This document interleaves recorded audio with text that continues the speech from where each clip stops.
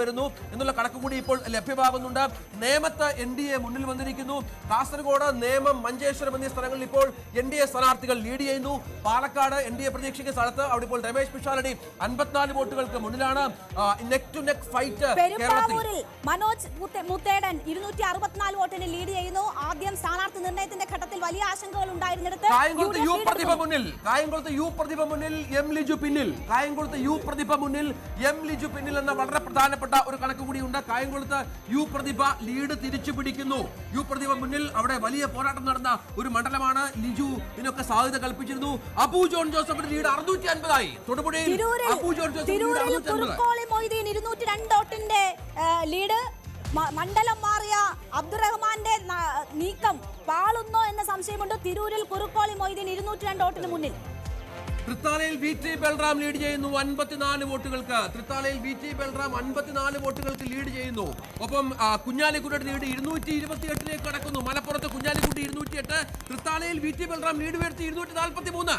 തൃത്താലയിൽ VT Balram 243. നിലമ്പൂരിൽ ആര്യാടൻ ഷൗക്കത്ത് 200. തൃശൂരിൽ പത്മജയ്ക്ക് lead നഷ്ടപ്പെട്ടു. രാജൻ പല്ലൻ മുന്നിൽ 246 വോട്ടുകൾക്ക്.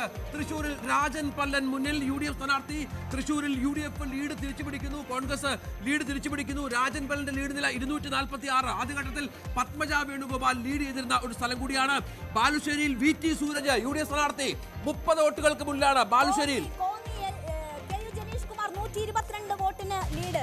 കോന്നിയും പിടിക്കും, 5 ഇടവും പത്തനംതിട്ടയിൽ പിടിക്കുമെന്നതായിരുന്നു. തിരുവല്ലയിൽ മാത്യു ടി തോമസ് ലീഡ് തിരിച്ചുപിടിക്കുന്നു. 53 വോട്ടുകൾക്ക് ഇപ്പോൾ മാത്യു ടി തോമസ് മുന്നിലാണ്. കൊയിലാണ്ടിയിൽ TP അഷ്റഫ് അലി 187 വോട്ടുകൾക്ക് മുന്നിലാണ്.